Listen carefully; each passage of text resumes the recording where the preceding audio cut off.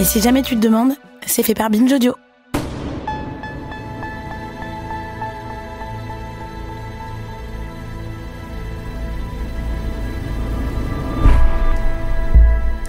Qu'est-ce qui se passe après une condamnation pour violence sexuelle ? Ça arrive si rarement que la plupart du temps, cette question passe à la trappe dans les débats publics sur le sujet. Pourtant, elle est centrale pour mesurer les conséquences d'une sentence sur le coupable et aussi sur la victime. Le risque avec un procès aussi médiatisé que celui des viols de Mazan, c'est qu'une fois terminé, toutes les prises de conscience qu'il aura soulevées s'évaporent aussitôt. Mais la bonne nouvelle, c'est qu'il existe plein de pistes concrètes pour que son écho ne soit pas vain. Il n'y a plus qu'à se retrousser les manches. Après Mazan, une série documentaire de Naomi Titi dans Les couilles sur la table, un podcast créé par Victoire Tuaillon.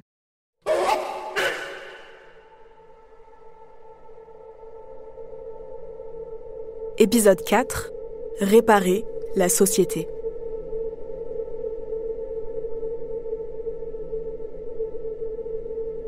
Dans ce dernier épisode, on va faire le point sur tous les leviers qu'on a aujourd'hui pour réduire l'ampleur des violences sexuelles.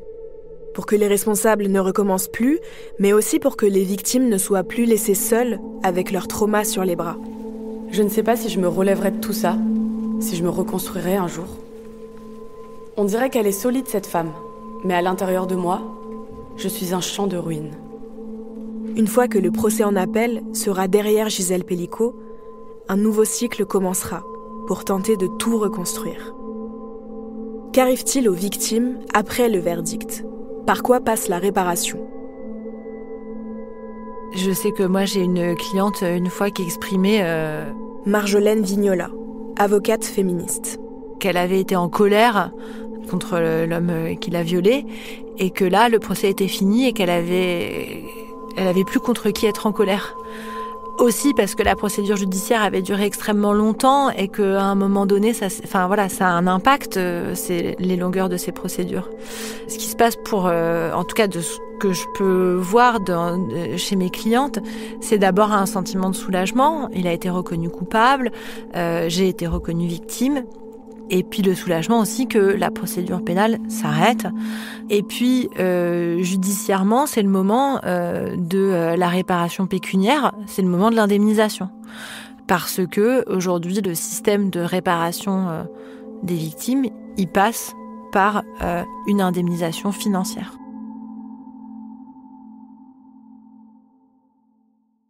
Contrairement à d'autres pays, comme les États-Unis, en France, cette question de l'indemnisation est taboue, alors même que dans le parcours de réparation, l'argent est central. Déjà parce que, en plus d'être interminables, les procédures judiciaires sont hors de prix. Dans un rapport de 2022, la Fondation des femmes estimait ses coûts à 10 657 € en moyenne par affaire pour une plaignante. Il y a les frais d'avocat, mais aussi plein d'autres dépenses pour la constitution des preuves auprès d'un huissier, les rendez-vous d'expertise médicale, ce qu'on appelle la consignation, qu'on paye pour pouvoir se constituer partie civile, et bien sûr avec tout ça, le suivi psychologique. Pour amortir une partie des frais d'avocat, les plaignantes peuvent faire la demande de ce qu'on appelle l'aide juridictionnelle. Mais cette aide-là est très mal rémunérée pour les avocats, donc le risque, c'est qu'ils allouent moins de temps à ces dossiers par rapport à d'autres. Alors, pour s'assurer une meilleure assistance juridique, beaucoup de plaignantes déclinent cette aide juridictionnelle, et dans ces cas-là, les frais d'avocat peuvent varier du tout au tout. Ça peut aller de 2 000 à 30 000 €.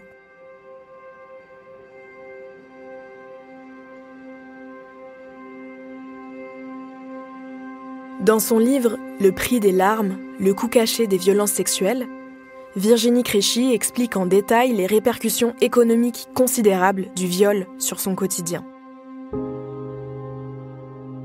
Non seulement j'avais été violée, mais j'avais pas suffisamment d'argent pour m'en sortir. J'étais prise au piège d'un cercle vicieux sans fin. Pour avoir de l'argent, il fallait travailler. Pour travailler, il fallait aller plutôt bien, dormir et manger correctement, avoir un minimum confiance en soi et faire disparaître des douleurs invalidantes. Pour ça, il fallait consulter des thérapeutes non remboursés pour la plupart, et donc il fallait de l'argent. Tout l'argent que j'ai gagné, je l'ai investi dans ma survie.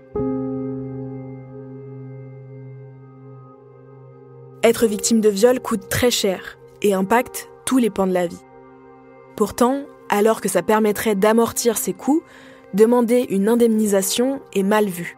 Ah bah comme par hasard, elle a vu qu'il était riche et elle veut porter plainte. C'est sûr qu'elle fait ça pour l'argent. Cette présomption de vénalité est complètement à côté de la plaque. Les procédures judiciaires représentent un gouffre financier.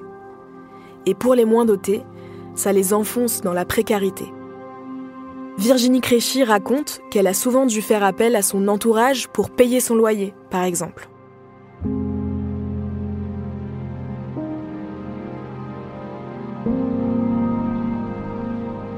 Au-delà de la procédure, ces indemnisations pourraient servir à financer un autre aspect central de la réparation, les soins médicaux et psychologiques.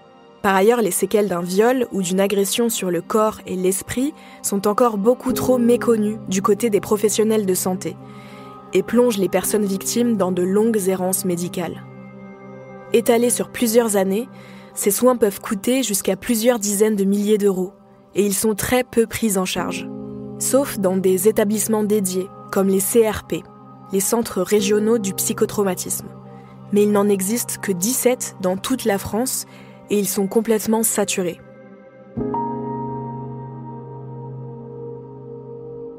Malgré ces coûts cachés qui s'accumulent tout au long de la vie, en France, l'indemnisation à l'issue d'un procès pénal est faible. Elle tourne autour de 15 000 € pour un viol sur un ou une adulte et entre 20 et 25 000 € pour un viol sur mineur. Et bien sûr, cette indemnisation n'est possible que lorsqu'il y a condamnation. Dans 1% des cas, donc. Enfin, en réalité, très peu le savent, mais dans quelques cas, il est possible de faire la demande d'indemnisation même sans condamnation, en saisissant la CIVI, la Commission d'indemnisation des victimes d'infractions. Il s'agit d'une procédure civile qui se fait en parallèle des procédures pénales. Mais là encore, les délais sont très longs et peu d'avocats sont formés sur le sujet. Parler d'argent quand on parle de viol, ça peut paraître cynique. Le coût humain pour les victimes est incalculable, mais les factures qu'elles se retrouvent à régler sont bien réelles. Faire les comptes, ça permet de voir combien le chemin vers la réparation est semé d'embûches.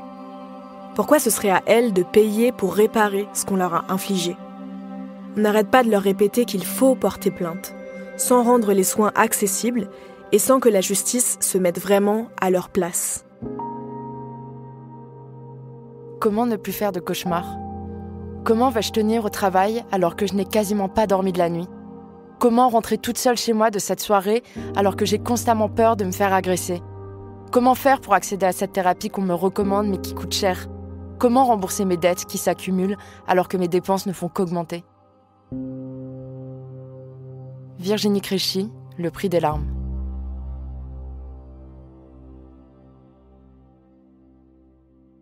J'attends de voir ce qui sera proposé à Gisèle Pellicot à l'issue du procès. Peut-être qu'avec l'immense écho qu'a eu cette affaire, un accompagnement et une prise en charge exemplaires lui seront proposés. Par exemple, peut-être qu'on la redirigera vers un groupe de parole où elle se sentira bien et qu'elle bénéficiera d'un suivi médical et psychologique inconditionnel, remboursé et personnalisé, sans limite de temps, proche de son domicile et dispensé par une équipe pluridisciplinaire qui est spécialisée dans le traitement du trauma et qui prendra aussi en compte les co-victimes, notamment sa famille. J'espère qu'un jour, les cas exemplaires deviendront la norme, que les personnes qui subissent ces traumatismes ne seront plus survivantes, mais vivantes tout court.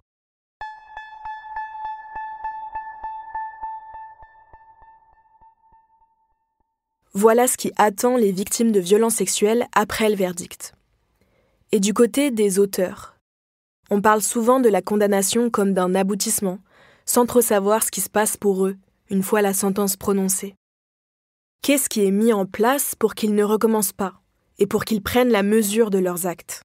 Le docteur Walter Albardier, psychiatre et responsable du Centre de ressources pour intervenants auprès des auteurs de violences sexuelles en Île-de-France, m'explique que dans notre pays, la prise en charge de ces hommes se fait sur le plan psychiatrique ou psychologique, sur le plan éducatif et sur le plan social. Elle peut commencer dès les premiers moments de la procédure judiciaire. La prise en charge des auteurs de violences sexuelles, elle est dès le début de la prise en compte des personnes. Avant, avec ce qu'on appelle des obligations de soins, mais aussi des suivis avec des contrôleurs judiciaires. Pendant la détention, finalement, c'est quelque chose qui continue. Alors avec la complication qu'il n'y a pas vraiment d'obligation de soins pendant la détention, les gens ne sont pas obligés de se faire soigner, mais en fait, il y a des répercussions au fait qu'ils refusent des soins, qu'il n'y a pas d'aménagement de peine pour les auteurs de violences sexuelles s'ils ne se soumettent pas aux soins et à l'accompagnement qui leur est proposé dans des établissements pour certains, en particulier quand ils font des peines assez longues, qui sont fléchés et qui ont reçu finalement des financements pour accompagner ces personnes-là spécifiques. Il y a 22 établissements en France qui ont cet agrément, on va dire. Et puis à l'extérieur, par des suivis qui peuvent être très longs, qui peuvent être de 10 jusqu'à 20 ans, jusqu'à la fin de leur vie, pour les gens qui ont pris des grosses peines, et en particulier perpétuité, et qui seront dans des aménagements de peine, dans des cadres différents, qui vont articuler finalement prise en charge sanitaire, prise en charge éducative et judiciaire, et puis accompagnement médico-social.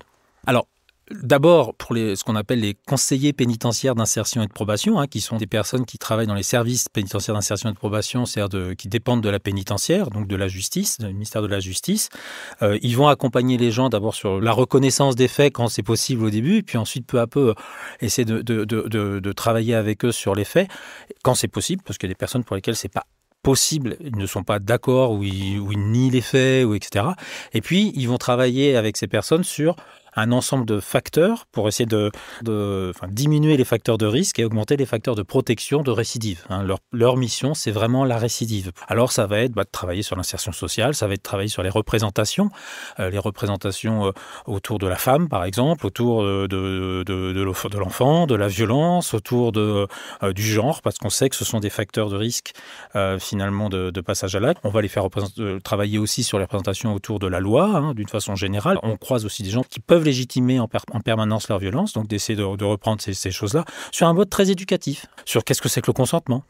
À côté de ça, il y a d'autres types de prises en charge, les prises en charge de type soins. Alors quand je dis soins, c'est du soin médico-psychologique ou psychiatrique, qui sont souvent déterminés dans le cadre d'obligations ou d'injonctions de soins, et qui a comme intérêt de ne se mettre en place qu'avec l'avis d'un expert psychiatre qui va dire finalement si la personne relève de soins. Tous les auteurs de violences sexuelles ne relèvent pas de soins psychologiques ou psychiatriques. Beaucoup, d'ailleurs, n'ont pas de pathologie avérée. Et ce qu'on va travailler, par contre, dans ce cadre-là, oui, c'est des problématiques de pathologie. Les troubles de la personnalité, des personnes qui sont très intolérantes à la frustration, qui vont avoir un besoin irrépressible de maîtrise sur l'autre, etc., etc. Et puis les traumas, et puis les troubles de l'orientation sexuelle. Parce que, et c'est un facteur de risque évident, quand on est sexuellement attiré par les enfants, on a plus de risques de passer à l'acte sur un enfant que quand on n'est pas attiré sexuellement par les enfants. Et donc d'aller traiter ces paraphilies, etc., c'est ça la place du psy. D'aller travailler sur la personne, le contrôle d'elle-même, la maîtrise d'elle-même, le repérage d'elle-même, etc., etc. En plus de tout ça, évidemment, il y a le médico-social qui est interpellé. On travaille beaucoup avec les CHRS, les centres d'hébergement et de réinsertion sociale, avec des structures de réinsertion professionnelle, avec des assistants sociaux classiques, parce qu'on sait que les facteurs de risque de récidive, au-delà de certains facteurs qui vont être ceux des antécédents de ces personnes, c'est d'abord de ne pas être inséré socialement. Finalement, c'est cela les facteurs les plus rassurants, c'est d'avoir un bon cercle d'amis, un bon cercle familial et puis un travail. Voilà, ça paraît un peu bête, mais c'est des éléments qui sont majeurs. Contrairement à ce que je croyais, quand les auteurs de violences sexuelles sont arrêtés et condamnés, peu d'entre eux recommencent. C'est assez difficile à chiffrer, mais selon un rapport du ministère de la Justice de 2021, leur taux de récidive est de 12%. C'est pas beaucoup, mais c'est pas zéro non plus. On le voit bien avec le procès Mazan, puisqu'en plus de Dominique Pellicot, 5 accusés sur 50 avaient déjà été condamnés avant cette affaire pour des infractions ou des crimes sexuels. Pour Walter Albardier, le problème c'est que contrairement au Québec par exemple, on a encore peu de recul sur l'efficacité de tous les dispositifs mis en place ces 20 dernières années, parce qu'ils n'ont pas vraiment été évalués. En plus, les conseillers pénitentiaires d'insertion et de probation, les psychiatres ou les travailleurs sociaux sont en sous-effectif, complètement noyés sous les dossiers. D'année en année, les gouvernements successifs réduisent leurs moyens à peau de chagrin. Et puis l'autre problème majeur, c'est que dans l'écrasante majorité des cas, les agresseurs ne sont pas signalés à la police. En 2023, seulement 6% des victimes de violences sexuelles ont entrepris des démarches auprès des forces de sécurité. Ça veut dire que 94% des auteurs ne sont pas pris en charge. Alors rien ne les empêche de faire plusieurs victimes.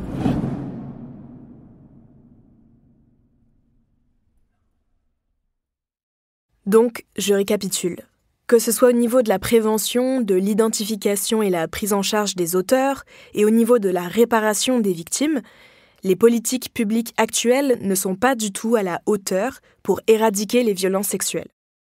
Aujourd'hui, l'enveloppe allouée à la lutte contre ces violences s'élève seulement à 12,7 millions d'euros par an. Ça représente 0,003% du budget de l'État. Dans un rapport de 2023, la Fondation des femmes a fait une estimation. Pour vraiment faire bouger les choses, il faudrait au moins 344 millions d'euros. L'affaire Mazan, c'est la pointe de l'iceberg. Sous la surface, la plupart du temps, les femmes, les enfants, les hommes victimes de violences sont livrés à eux-mêmes. Alors comment faire pour sortir toutes ces personnes de l'eau ? En 2024, de nombreuses organisations se sont associées dans une coalition féministe pour une loi cadre contre les violences sexuelles. Dans leur rapport, elles proposent 140 mesures pour mettre en place une politique coordonnée et traiter ces violences à la racine. On va en passer quelques-unes en revue pour voir ce que ça changerait concrètement. D'abord, pour faire reculer le sexisme et la culture du viol, garantir l'effectivité des 3 séances annuelles d'éducation à la vie affective, relationnelle et sexuelle dans toutes les classes et d'une éducation à l'égalité. En théorie, cet enseignement est obligatoire depuis 2001, mais seulement 15% des élèves en bénéficient. Alors que dispenser ces séances avec des profs correctement formés, ça permettrait d'une part de déconstruire les stéréotypes sexistes dès le plus jeune âge, mais aussi de détecter les enfants victimes de violences pour qu'ils puissent être protégés. De ce côté, ça avance. Un nouveau programme vient d'être voté et il devrait être mis en place dans toutes les classes à partir de la rentrée de septembre 2025. Je vous recommande d'écouter le podcast documentaire « C'est quoi l'amour, maîtresse ?» de Lolita Rivet. Vous verrez tout ce que ces séances peuvent ouvrir comme horizon. Ensuite, pour instaurer une culture de la protection des victimes, améliorer et rendre obligatoire pour tous les professionnels amenés à être en contact avec des victimes les cycles de formation initiale et continue sur les violences sexistes et sexuelles. Ça permettrait de mieux doter les 17 centres régionaux du psychotraumatisme existants et peut-être d'en ouvrir d'autres pour proposer l'accompagnement qu'il leur faut à toutes les victimes et mieux relier les violences qu'elles ont subies avec des effets psychosomatiques qui, à première vue, n'ont rien à voir, comme des troubles neurologiques, des maladies cardiovasculaires ou des douleurs chroniques. Dans sa brochure, la coalition féministe consacre aussi un volet très important à l'amélioration du parcours judiciaire, en commençant par faciliter l'accès des victimes à des services de santé et de police adaptés. C'est ce que je vous racontais dans l'épisode précédent. Lorsqu'elles cherchent à déposer plainte, elles sont bien souvent mal accueillies et les preuves mal recueillies.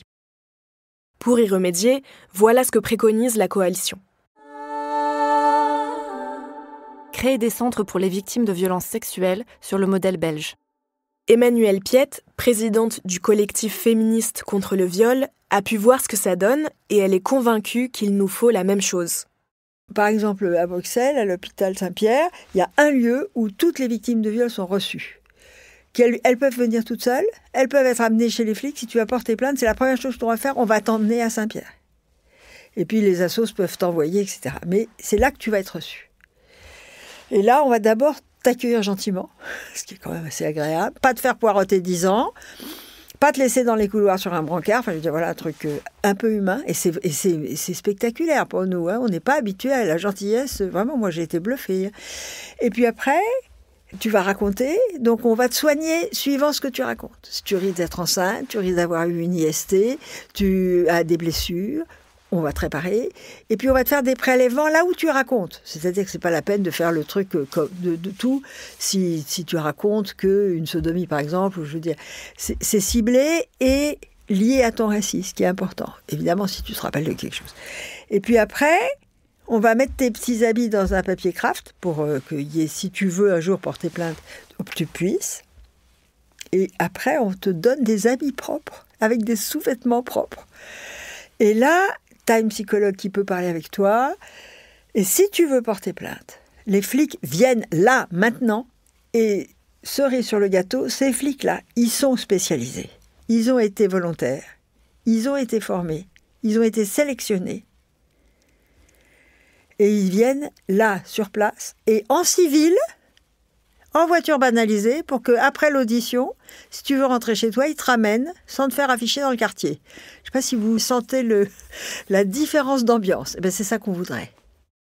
Ensuite, pendant la procédure judiciaire, il y a plein de choses à mettre en place.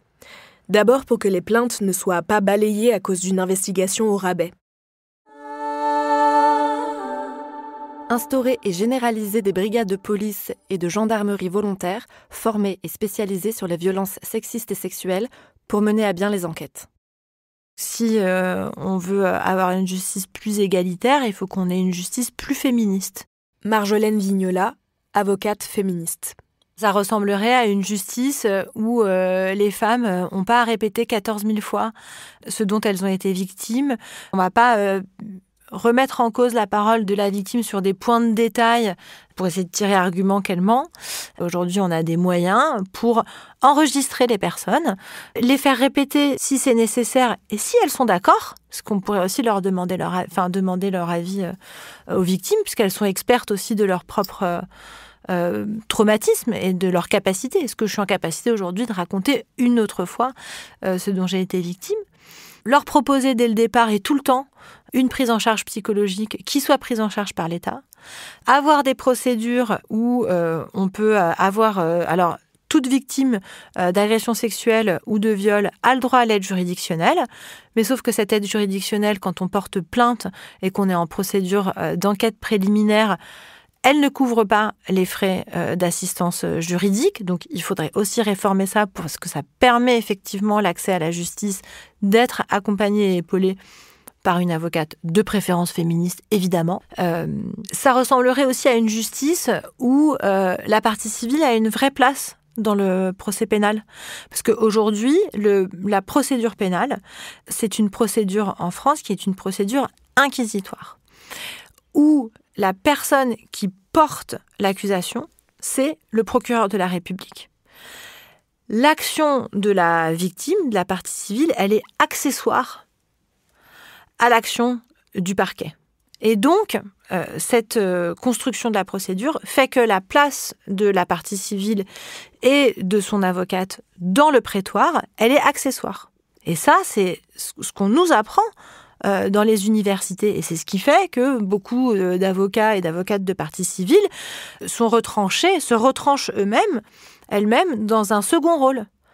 Alors que je pense qu'il est nécessaire qu'elles aient un rôle plein et entier, puisque celle qui est visée par les stratégies de défense des auteurs, c'est la victime, tout le temps, sans cesse. Et donc, il faut qu'elle soit effectivement défendue, et on ne peut pas attendre, en tout cas, ça peut être des belles surprises, mais on ne peut pas toujours compter sur le ministère public pour défendre les femmes de façon tenace et constante. Et pour que ces affaires soient mieux jugées, la coalition féministe, qui regroupe une 60aine d'organisations, propose ça, par exemple. Instaurer une juridiction et des magistrats et magistrates spécialisés. Où ça ? Assurer la sécurité des victimes et protéger leur vie privée et leur dignité lors des audiences. Bref, entre ces 140 propositions pour une loi cadre, les 82 préconisations de la Commission indépendante sur l'inceste et les violences sexuelles sur les enfants, et puis toutes les recommandations des professionnels de terrain, on a toutes les clés en main pour agir. En fin de compte, ce n'est qu'une question de choix politique. La bonne nouvelle, c'est qu'en France, certaines choses bougent enfin, notamment grâce à l'onde de choc du procès des viols de Mazan. Par exemple, la mission gouvernementale sur la soumission chimique, menée par la députée MoDem de Loire-Atlantique, Sandrine Josso. Après en avoir elle-même été victime de la part du sénateur Joël Guerriau, elle a porté plainte contre lui. Il y aura un procès. Mais surtout, elle a interpellé la classe politique sur le sujet. Elle m'a reçue dans son bureau à l'Assemblée nationale pour m'expliquer en quoi consiste cette mission. Une mission gouvernementale dure 6 mois. Elle est donnée par le gouvernement. Donc la première fois, elle m'a été donnée par le gouvernement de Gabriel Attal. C'est pour faire en sorte que lorsqu'on a un sujet qu'on a identifié, par exemple ici la soumission chimique, je puisse, avec parfois un autre parlementaire, c'est-à-dire que là, j'ai une sénatrice qui s'appelle Véronique Guillotin avec moi, on auditionne des personnes qui, par exemple, travaillent dans le champ judiciaire, travaillent dans le champ médical ou travaillent dans le champ de l'éducation, nous donnent des pistes pour améliorer la prise en compte de cette problématique de soumission chimique. C'est quand même important de comprendre que finalement, on peut être un témoin aveugle de quelqu'un qui est victime de soumission chimique, ce qui a été le cas, par exemple, pour Madame Pellicot. Pendant 10 ans, ses enfants se demandaient ce qu'elle avait, parce qu'elle avait des trous de mémoire, un sommeil très lourd, et puis elle a vu plein de médecins, mais les médecins n'étaient pas formés, ils n'ont pas investigué le doute. Donc il y a toute une recherche à faire, ne serait-ce qu'avec ceux qui forment les médecins, ce qui se passe dans les facultés. Il y a beaucoup de travaux à faire pour prévenir cela, pour identifier les symptômes. Par exemple, j'écoute des pharmacologues, des toxicologues. Il y a un centre qui s'appelle le CRAFS, Centre de repérage des agressions facilitées par les substances. Donc ça, c'est une plateforme, le crafts.fr. Là, vous pouvez aller regarder. C'est un centre qui explique comment les agresseurs opèrent et ce que vous pouvez faire pour aller vous faire accompagner, pour avoir des preuves. Parce que quand on est une victime ou quand on accompagne une victime, on ne sait pas toujours quoi faire.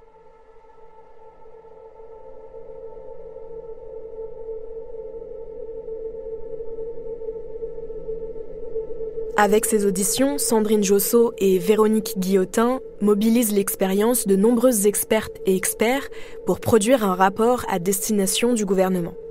Un rapport censé déboucher sur une évolution de la loi et donc des pratiques. Pour que les médecins de famille, comme celui qui suivait les Pellicot, ne soient plus si enclins à prescrire des dizaines et des dizaines d'ordonnances de Temesta sans rien soupçonner. On pourra mettre en place des mesures très concrètes, comme par exemple la mise à disposition gratuite d'un kit de détection de soumission chimique en pharmacie.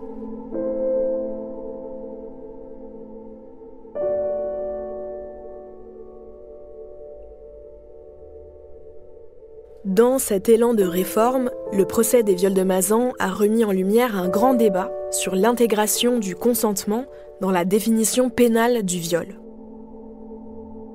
Je rappelle qu'à ce jour, pour condamner un violeur, il faut prouver qu'il n'y a pas consentement, et non l'inverse.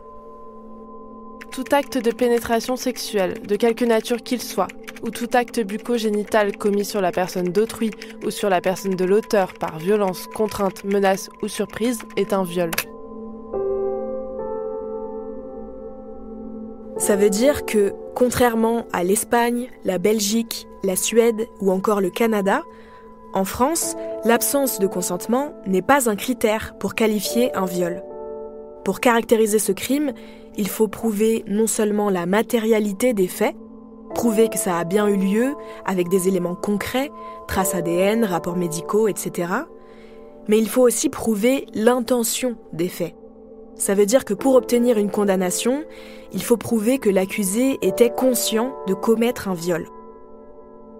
Cette question de l'intention, elle éclaire en partie certaines stratégies de défense au procès Mazan. C'est mon corps, pas mon cerveau. J'ai violé à contre-cœur. C'est un viol involontaire. En gros, ils ont essayé de faire valoir qu'ils n'en avaient pas l'intention pour ne pas tomber sous le coup de la loi. Mais avec les preuves vidéo, ça ne tenait pas du tout la route, comme l'ont souligné les avocats généraux. L'absence de consentement ne pouvait être ignorée des accusés. On ne peut plus, en 2024, dire que puisqu'elle n'a rien dit, elle était d'accord. C'est d'un autre âge.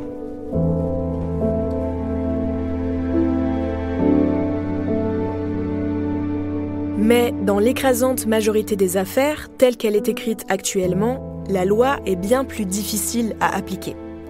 Déjà parce que bien souvent, il n'y a aucune preuve, mais surtout, dans les viols les plus courants, les viols ordinaires, tout se passe sans violence, sans contrainte, sans menace ni surprise. Parce que la victime est par exemple en état de sidération ou sous l'emprise de son agresseur. Et pour l'instant, ni l'une ni l'autre ne sont pleinement prises en compte dans la loi. Dans ces cas-là, si l'accusé se défend comme ça, J'avais pas compris qu'elle voulait pas. eh bien ça peut suffire pour faire classer une plainte, ordonner un non-lieu ou faire acquitter un accusé. Contrairement à ce qu'on entend souvent dans le débat public ou dans la bouche d'hommes mis en cause, ça ne veut pas forcément dire que la plaignante a menti et que la cour ne l'a pas cru. Ça veut juste dire qu'il n'y a pas assez d'éléments pour prouver la matérialité et l'intention de violer. C'est un principe du droit français. Le doute profite toujours à l'accusé, donc il ne peut pas y avoir condamnation.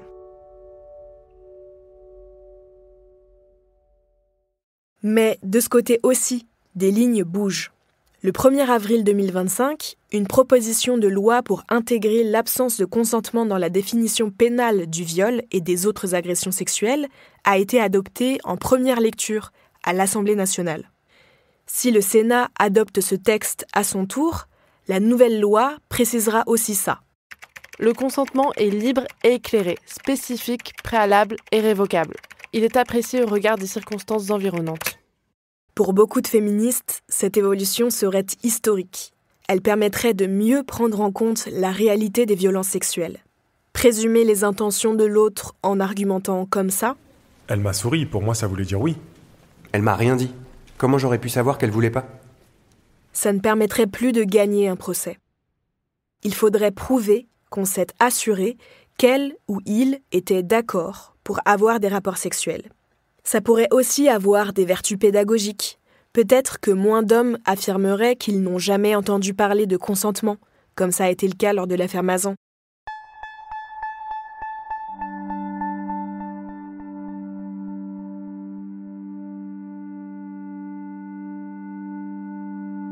Mais il faut savoir que cette proposition de loi ne fait pas consensus, y compris au sein des organisations féministes. Déjà parce que tout le monde n'a pas le même accès à la justice. Par exemple, pour les femmes trans, les personnes exilées ou les travailleuses du sexe, porter plainte, c'est courir un risque supplémentaire de violence institutionnelle. Cette réforme n'y changera pas grand-chose. Et aussi, pour certaines organisations comme le collectif féministe contre le viol, un des effets indésirables de la loi consisterait à pousser à scruter encore davantage l'attitude de la victime dans les moindres détails. Analyser tout ce qu'elle a fait, tout ce qu'elle a laissé entendre, tout ce qu'elle a dit, pour retrouver les traces d'un consentement. Pour d'autres encore, cette mesure serait une première étape encourageante, mais pas suffisante. La philosophe et militante espagnole Clara Serra l'explique dans son livre « La doctrine du consentement », récemment traduit en français aux éditions La Fabrique.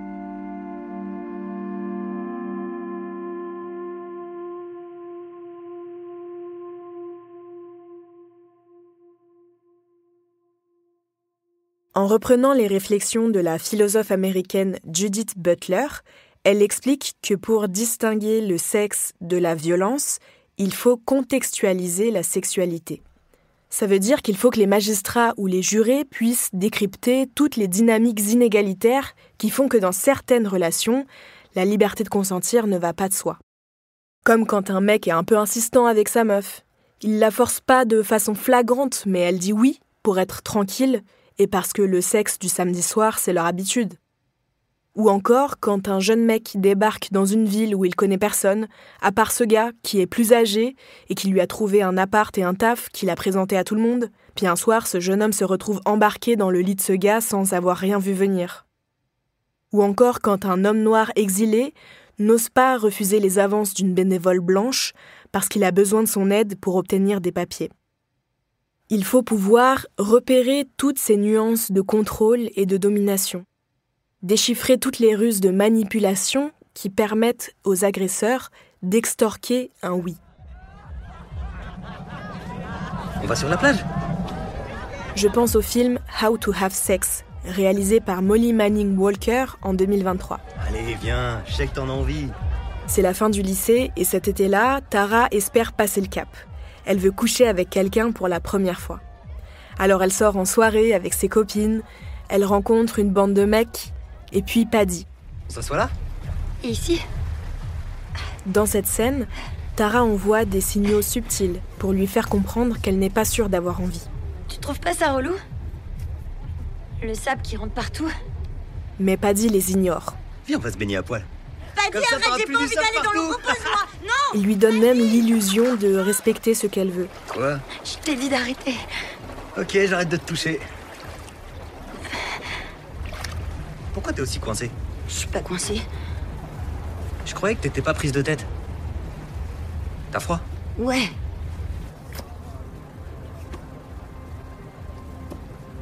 Je peux ? Ouais.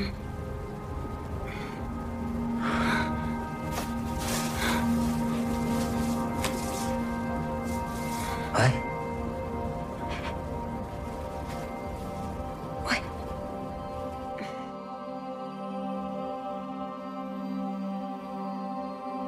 Après ça, Tara fait la gueule pendant des jours, elle veut plus parler à Paddy, mais pour autant, on dirait pas qu'elle pose le mot viol sur cette nuit-là. Si les violences sexuelles perdurent, c'est parce qu'elles sont l'expression de tous les rapports de pouvoir qui traversent notre société. Ces dynamiques ne sont pas toujours faciles à démêler, parce qu'elles dessinent par avance des lignes de désir qui nous empêchent parfois d'exprimer notre volonté. Ou à l'inverse, elles nous empêchent de prendre pleinement en compte la volonté de l'autre.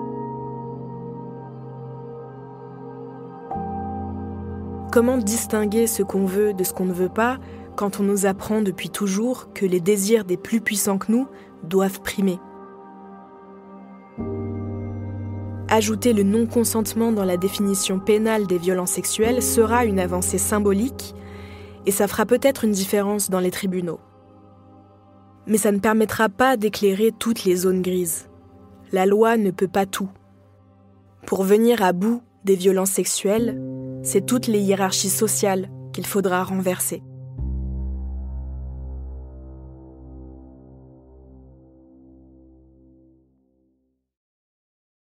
Bon, en attendant la fin du patriarcat, on a déjà les quelques pistes que je vous ai suggérées pour endiguer les violences sexuelles.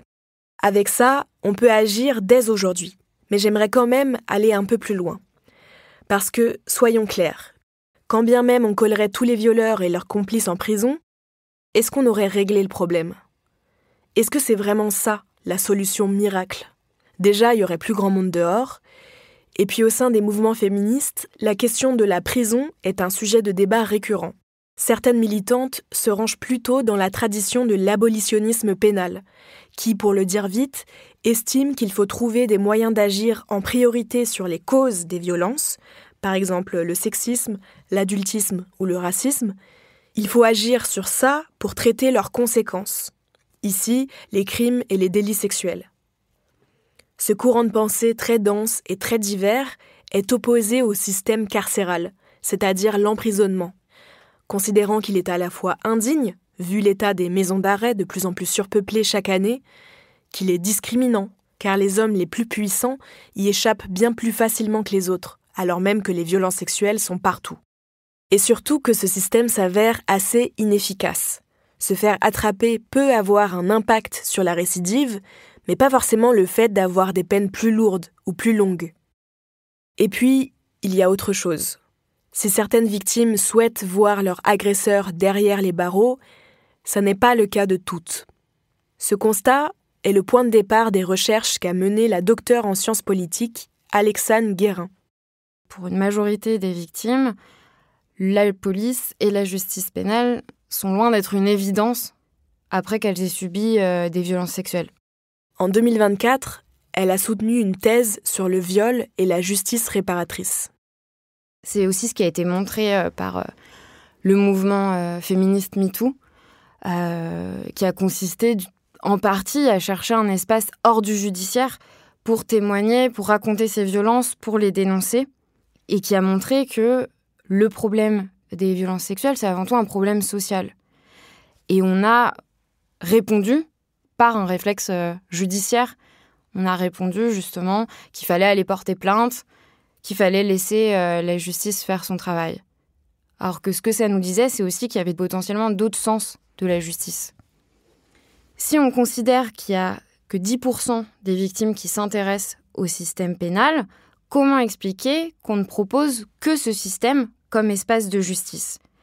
Et de le formuler en ces termes, ça m'a fait m'intéresser et explorer justement la diversité des attentes de justice que les victimes peuvent avoir et qui ne correspondent pas à ce système pénal, de m'intéresser aussi à des modèles qui placent au centre les enjeux de réparation des personnes concernées. Comme l'a dit l'avocate Marjolaine Vignola, dans le système pénal actuel, la place des victimes est accessoire. Le cœur d'un procès pour viol, c'est juste de juger, pas de répondre aux besoins de réparation ou de remplir les attentes des plaignantes. Alexandre Guérin s'est penchée sur ces attentes et ce qu'elle a vite compris, c'est qu'elles sont nombreuses et très diverses selon les personnes. On trouve parmi ces attentes la volonté de chercher un espace où on puisse s'exprimer et être écouté de manière inconditionnelle. C'est-à-dire sans que la crédibilité, elle soit remise en cause, sans que nos attentes, elles soient évaluées, jugées. Un espace dans lequel on puisse qualifier avec nos propres mots, nos propres langages, ce qu'on a subi.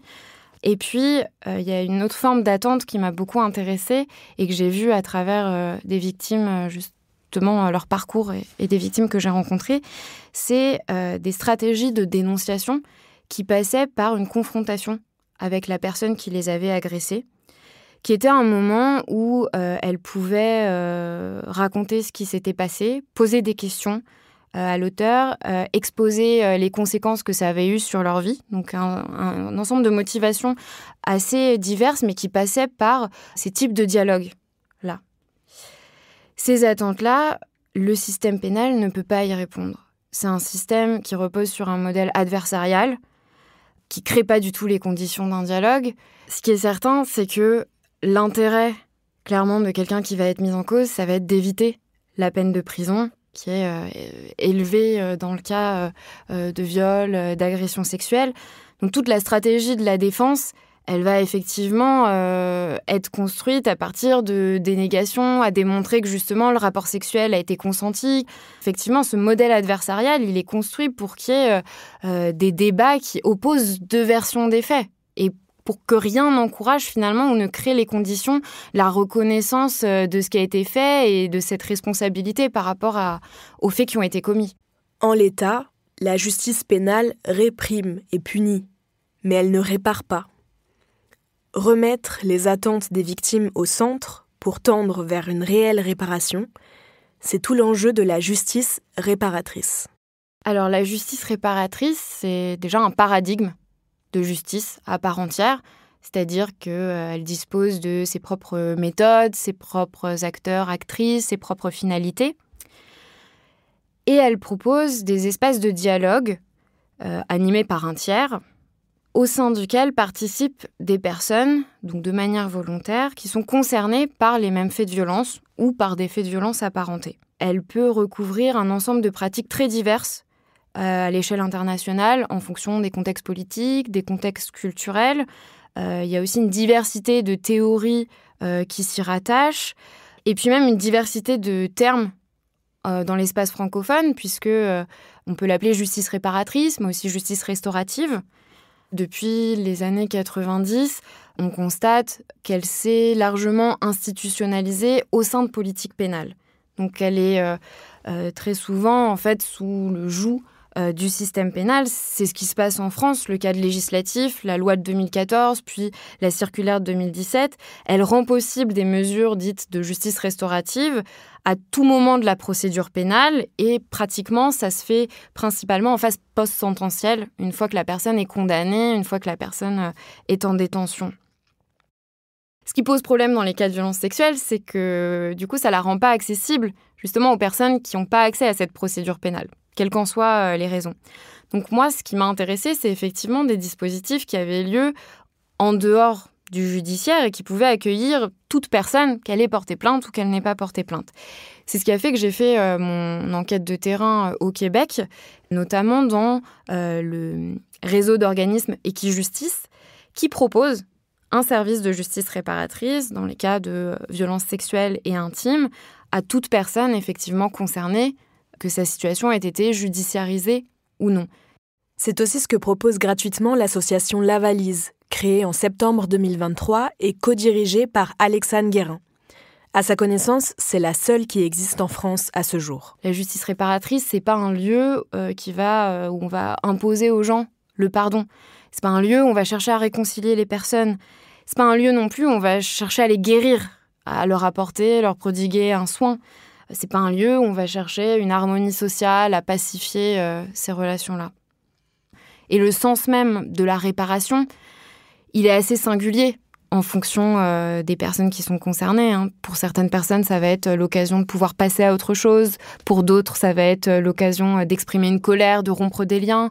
Pour d'autres encore, de retrouver une forme de bien-être. Là, toute l'approche que je vais expliquer, elle repose sur l'approche relationnelle qui a été forgée par 2 criminologues, Serge Charbonneau et Catherine Roussy, qui est pratiquée depuis plus de 20 ans au Québec et un peu plus récemment en France, qui est le fruit de nombreuses recherches, d'échanges entre des praticiens et des universités, et qui a été pensée pour être appliquée dans le cas de crimes graves et donc dans les cas de violences sexuelles.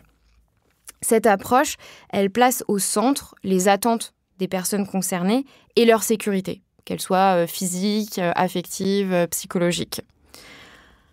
Elle est souvent qualifiée de sur-mesure au sens où elle va suivre le rythme des besoins, des attentes des personnes. Sa temporalité va dépendre en fait justement de ce que les personnes viennent chercher dans ces espaces. Le dialogue, c'est pas une rencontre en face à face entre la victime et l'agresseur. C'est en premier lieu un accompagnement individuel avec un médiateur ou une médiatrice pendant lequel vont être explorées la situation de la personne, son vécu, la manière dont elle se rapporte aux violences qui ont été subies ou commises, les ressources dont elle dispose et ses attentes au regard d'un potentiel dialogue avec l'autre. Il aura lieu avec chacune des personnes qui sont impliquées dans le processus, avec leur accord et avec la possibilité d'arrêter à tout moment. La posture du médiateur, donc de ce tiers, elle est très spécifique. Parce que le médiateur ne se présente pas comme un expert. C'est-à-dire qu'il laisse la personne accompagnée être l'unique experte de son vécu. Il a une posture qui garantit une écoute attentive, un accueil inconditionnel de ce qui est exprimé, donc une posture de non-jugement et de non-directivité. Il va être le moins suggestif possible quand il va accompagner la personne. Ce qui fait qu'en fait, il se positionne ni comme un médecin, ni comme un juge, ni comme un avocat.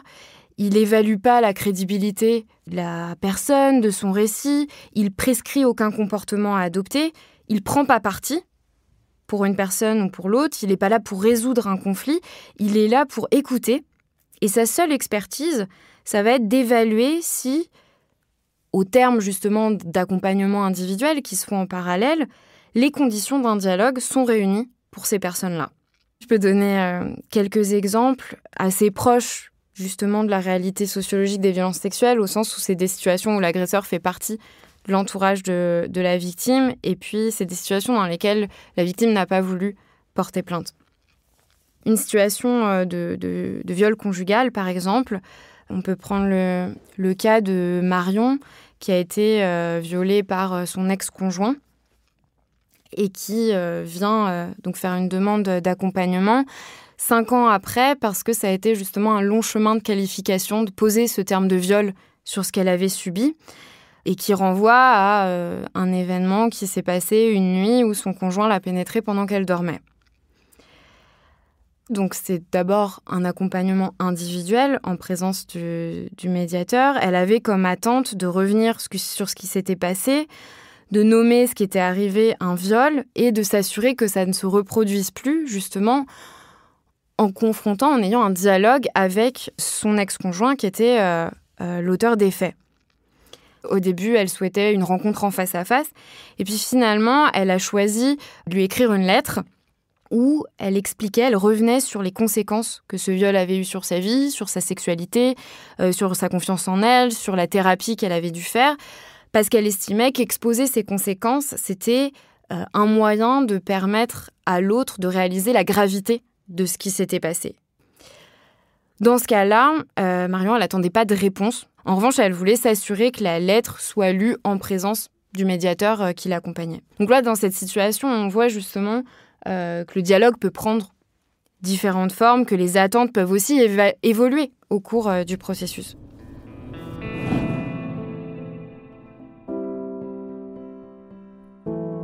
Alexandre Guérin m'a aussi parlé de la situation de Malika, qui a coupé les ponts avec sa famille après avoir été victime d'inceste de la part de son beau-père pendant toute son enfance. Des années plus tard, enceinte de son premier enfant, elle entreprend une démarche en justice réparatrice avec sa mère pour revenir sur cet inceste avant de pouvoir, peut-être un jour, lui présenter son bébé.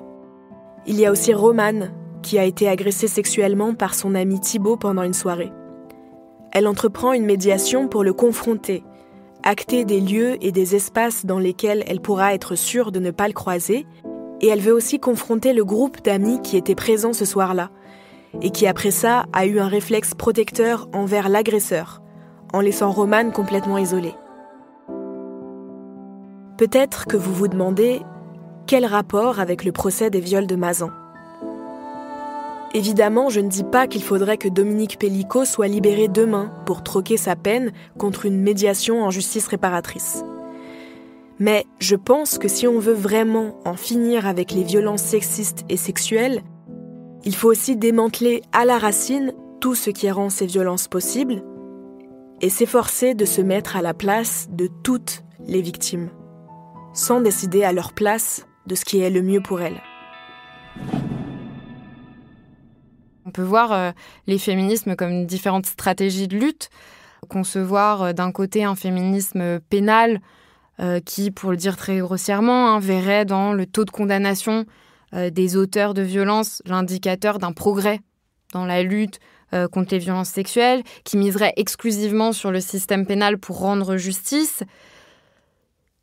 A contrario, et peut-être à l'opposé de ce spectre-là, on aurait le féminisme abolitionniste pénal qui voit, lui, dans le système pénal, la reproduction de violences patriarcales et qui préfère des alternatives à cette justice étatique. Ce que j'ai essayé de penser dans mes recherches, c'est, à la suite des criminologues Estelle Zinstag et Marie Keenan, c'est ce qu'elles ont appelé le féminisme réparateur, qui, lui, renverrait à une stratégie de lutte contre les violences sexuelles qui mise sur la pluralité des espaces de justice, précisément pour répondre à la diversité des attentes des personnes concernées. Certaines voudront porter plainte. Pour certaines, ça fait sens d'aller voir la police. Ça fait sens de vouloir et de tout faire pour que l'agresseur aille en prison.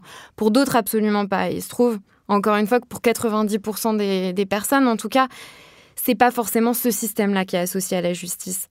Ce féminisme réparateur, il voit pas non plus dans la justice réparatrice une solution magique qui suffirait à elle seule à lutter, à éradiquer les violences sexuelles, ou même qui conviendrait à toute victime et à tout agresseur, mais il la considère comme un dispositif nécessaire dans une stratégie de lutte plus large, sans devoir faire choisir les victimes entre tel ou tel système, entre tel lieu de justice ou tel sens de la justice, au contraire de leur laisser au maximum le choix.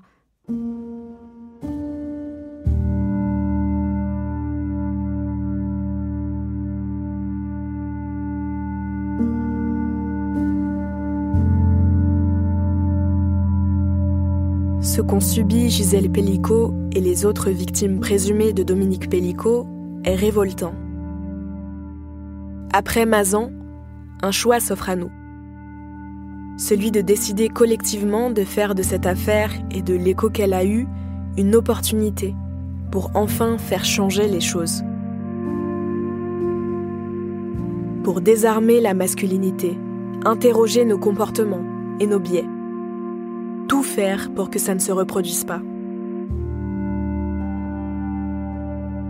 D'autant plus que nous avons à portée de main tout un tas de solutions qui n'attendent qu'un peu de courage politique pour rebattre les cartes. Pour que demain, on puisse être libre. Libre de dire non, de dire oui, de dire je ne sais pas, sans craindre pour nos vies. Libre de nous extirper des liens qui nous entravent. Libre d'être suivis, entourés, assistés gratuitement et avec sensibilité. Libre d'avoir le temps et l'espace pour prendre soin les uns les unes des autres, pour dessiner des horizons désirables et pour nous réparer. Cette liberté, on ne nous la donnera pas sur un plateau. Il faudra la réclamer aux élus, au pouvoir public, encore et toujours. C'est notre rôle, à toutes et tous, notre responsabilité, de les interpeller, d'exiger sans relâche qu'ils nous entendent. Pour que le souvenir de Mazan ne soit pas uniquement celui d'un drame, mais aussi et surtout celui d'un basculement.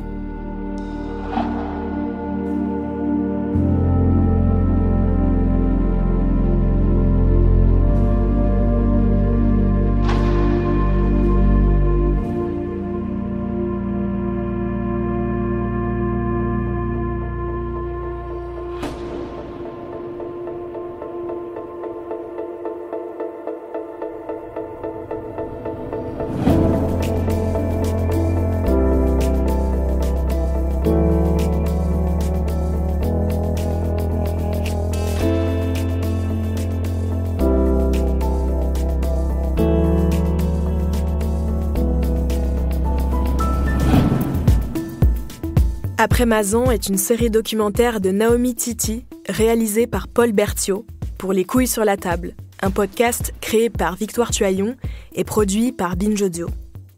Marie Foulon s'est occupée de la production et de l'édition avec le soutien d'Alban Philly, la directrice de production. Le visuel est signé Marion Lavedeau pour Upian. La communication est assurée par Lise Niederkorn et Léna Fourgeot. Merci infiniment à toutes les personnes qui ont pris le temps de répondre à mes questions. Juliette Campion, Manon Garcia, Valérie Manteau, Mathilde Lévesque, Walter Albardier, Fabienne Boulard, Emmanuel Piette, Marjolaine Vignola, Béatrice Zavaro, Sandrine Josso et Alexandre Guérin. Merci aussi à toutes les militantes féministes qui ont suivi le procès de près pour en faire des analyses sur les réseaux sociaux ou sur les plateaux. Toutes ces réflexions m'ont immensément nourrie. Merci à vous d'avoir écouté ces 4 épisodes. J'espère vraiment que ça vous a plu. Si oui, parlez-en autour de vous et sur les réseaux sociaux. Laissez des commentaires et des étoiles sur votre appli de podcast. Toutes les références, la bibliographie et plein d'autres recommandations pour aller plus loin sont à retrouver sur la page de la série, à consulter sur notre site. Le lien est en description. J'ai vraiment envie d'avoir votre avis sur cette série et sur ce format qui sort de ce qu'on fait d'habitude dans Les Couilles sur la table. Si vous voulez, vous pouvez nous écrire à l'adresse lescouillessurlatable@binge.audio. J'aimerais aussi remercier du fond du cœur toutes les personnes qui m'ont relu et qui m'ont aiguillé au fil des lectures.